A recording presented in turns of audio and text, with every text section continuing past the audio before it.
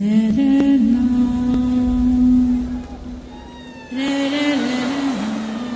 শহরটি বাংলাদেশে অবস্থিত, যার নাম ঢাকা।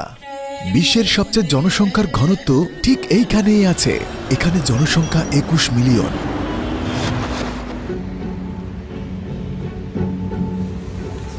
ঢাকায় 21 মিলিয়ন বাস করে। দুর্ভাগ্যক্রমে এটি বিশ্বের সবচেয়ে দূষিত দেশ, বিশ্বের সবচেয়ে জনবহুল শহর। এই শহরে শান্তি নেই বললেই চলে।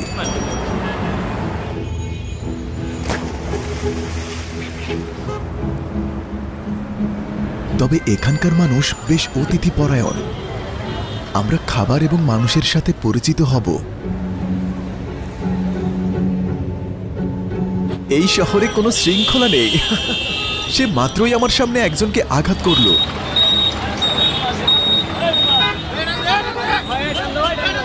আসসালামু আলাইকুম। অসম্ভব যানজট, যদিও তারা এতেই খুশি। সালাম।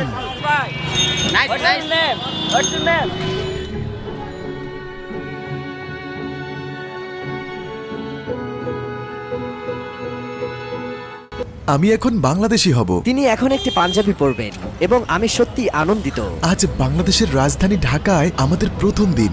এটি বাংলাদেশের ঐতিহ্যবাহী পোশাক। এটাকে বলে রিকশা। এটা টুকটুকের মতো, কিন্তু ম্যানুয়াল। একজন লোক এটিকে চালিয়ে নিয়ে যায়। এটা কিছুটা অদ্ভুত এবং কঠিন বলে মনে হচ্ছে। এর জন্য প্রচুর শক্তি প্রয়োজন। যেখানে দুইজন লোক বসে আছে, এটা চালানো কতটা কঠিন একবার ভাবুন। একে বলে ভেলপুরি। এটা এখানের খুব প্রিয় খাবার। এতে শসা ও মরিচ আছে, হুমাসের মতো। হ্যাঁ, ছোলা। হ্যাঁ, এটি একটি স্ট্রিট ফুড। তো একে বলে আহসান মঞ্জিল। মূলত ঢাকার যে নবাব ছিলেন, তিনি এখানে থাকতেন। এটি ছিল তার সরকারি ভবন। এটি মূলত একটি প্রাসাদ। এর নাম আহসান মঞ্জিল। গোলাপি রঙের এই ভবনটি একটি সংসদ ভবন ছিল। এটি একটি প্রাসাদ। বুড়িগঙ্গা নদীর তীরে একটি গোলাপি আইকন। এটা ব্রিটিশ আমলে নির্মিত। যখন তারা ভারত ও পাকিস্তানের সাথে এই দেশ শাসন করেছিল, এই সব এক দেশ ছিল। তবে ব্রিটিশরা যখন চলে গেল, তখন তারা আলাদা হয়ে গেল এবং তাদের সংখ্যাগরিষ্ঠ মানুষের ধর্ম দ্বারা বিভক্ত করা হলো। এই দেশকে বাংলাদেশ করার আগে একে বলা হতো পূর্ব পাকিস্তান। ভাবুন, এই দেশ 1971 সালে স্বাধীনতা লাভ করে। বাংলাদেশ 1971 সালে স্বাধীনতা লাভ করে। এই দেশ 1955 সাল থেকে 1971 সাল পর্যন্ত পূর্ব পাকিস্তান নামে পরিচিত ছিল। ব্রিটিশরা চলে গেলে তারা তাদের ইচ্ছা মতো সীমানা ভাগ করেছে। তারা ধর্মের ভিত্তিতে এটি ভাগ করেছে। তারা পশ্চিম ভারতকে একটি স্বাধীন দেশ হিসেবে আলাদা করেছিল। এর নাম হয় পশ্চিম পাকিস্তান এবং তারা পূর্ব দিকের নাম দেয় পূর্ব পাকিস্তান।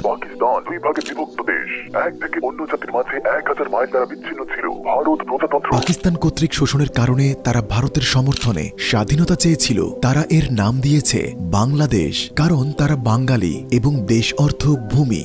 স্বাধীনতার পর দেশ ভয়াবহ দুর্ভিক্ষের কবলে পড়ে। কেউ সঠিকভাবে শাসন করেনি, যেহেতু সমগ্র অঞ্চলটি ভারতের অভ্যন্তরে ছিল এবং 1947 সালে তার স্বাধীনতা পর্যন্ত ব্রিটেনের দখলে ছিল।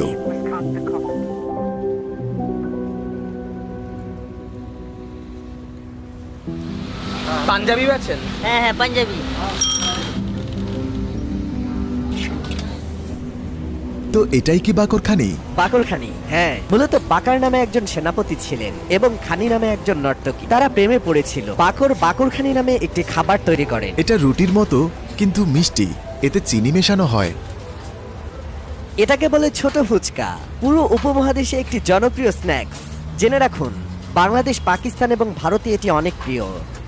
আমি এখন অভ্যস্ত হয়ে গেছি। এটা ঢাকার রাস্তার মাঝখানে। মশলা, মশলা। এখানকার সব খাবার দেখতে অনেকটা একই রকম। ফুচকা। ফুচকা। বিসমিল্লাহ। কেমন লেগেছে? ওয়াও, এটা মশলায় ভরা। এতে মরিচ আর প্রচুর মশলা আছে। পেঁয়াজ এবং শসাও আছে। সে আমাকে কিছুই পে করতে দিচ্ছে না। এখানে কোনো অ্যাক্সিডেন্ট হয়েছে। অ্যাক্সিডেন্ট। ও বিসমিল্লাহ। আল্লাহ, ভাই, এটা পড়ে গেলে কি হবে? আমরা ট্রাফিক ভালোবাসি। আমরা শহরের কোলাহল পছন্দ করি। ওকে। ঢাকাকে মসজিদের শহরও বলা হয়। আমরা কিছু স্ট্রিট ফুড ট্রাই করার জন্য রাস্তায় বেরিয়েছিলাম, যেমন বিরিয়ানি এবং তেহরি। এই খাবারগুলো কাঁঠালের পাতায় পরিবেশন করা হয়। মাটন, বন্ধুরা, মাটন বিরিয়ানি। আজ বিরিয়ানি দিবস। আলুর বড় টুকরা এই খাবারের প্রধান উপাদান। খাবারটি দ্বিতীয় বিশ্বযুদ্ধের সময় জনপ্রিয় ছিল। ভেতরে একটা আলু আছে, তাই না? হ্যাঁ। এই খাবারটি আগেরগুলোর চেয়ে অনেক সুস্বাদু দেখাচ্ছে। এটা বেশ নরম। এই শহর খুবই দূষিত এবং ঘনবসতিপূর্ণ।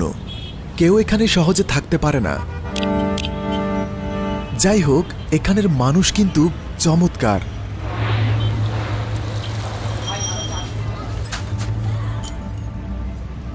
আপনার কিন্তু ভালো রোগ প্রতিরোধ ক্ষমতা থাকতে হবে। বিসমিল্লাহ কাবাব নামের এই রেস্টুরেন্ট দিয়ে শুরু করব। এটা পরিষ্কার না। আমি জানি না এটা কতটা স্বাস্থ্যকর হবে। এখানে কি বিসমিল্লাহ লেখা আছে? খাবারের দোয়া পড়ুন, খেয়ে নিন। মামা মানে আঙ্কেল। মামা, আঙ্কেল, তাই না?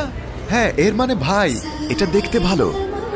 বাংলাদেশি মশলা দিয়ে গ্রিলড চিকেন। মশলা সত্যি? হ্যাঁ।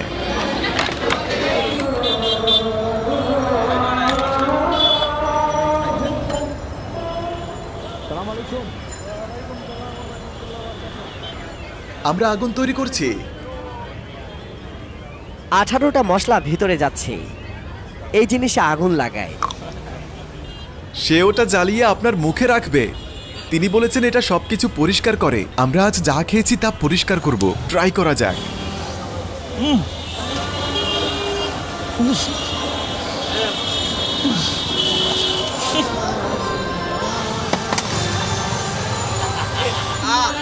এই তো শাবাশ।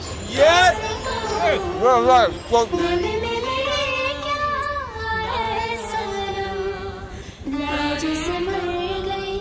ওকে বন্ধুরা, আজ আমরা একটি বাংলাদেশি বাড়িতে আছি। উনি নাদিয়া, রাফসানের খালা। আপ্যায়নের জন্য অনেক ধন্যবাদ। আপনাকেও ধন্যবাদ। তারা আমাদের জন্য অনেক আয়োজন করেছে। এই জায়গাটা ঢাকায়। এখানে অনেক রকম ক্লাস আছে। আমি কি কালকেও আসতে পারি? প্রতিদিন লাঞ্চের জন্য আসতে পারেন, সকালের নাস্তার জন্য আসতে পারেন, ডিনারের জন্য আসতে পারেন। আমি কি একটি রুম ভাড়া নিতে পারি? না, তা লাগবে না। আমি মাত্রই তাকে বলছিলাম যে আপনি এখানে থাকতে পারেন। বাংলাদেশে আসার জন্য ধন্যবাদ। ক্যামেরা চালু আছে, আমি তোমাকে নিয়ে খারাপ কিছু বলতে চাই না। তাই আমি সব ভালো কথা বলছি। এই ভিডিওটি নর্ডভিপিএন দ্বারা স্পন্সর করা হয়েছে। আপনার ডেটা সুরক্ষিত রাখতে এবং নিষিদ্ধ ওয়েবসাইটে অ্যাক্সেস করতে যে কোনো স্থান থেকে আপনি শুধু একটি দেশ বেছে নিন। তাদের এখন একটি বড় ডিসকাউন্ট আছে। 2 বছরের প্ল্যান এবং 1 মাসের বিনামূল্যে। শুধু এই কোড ব্যবহার করুন। লিঙ্কটি ডেসক্রিপশনে রয়েছে। ডিসকাউন্টটি 10 ফেব্রুয়ারি শেষ হবে। ধন্যবাদ।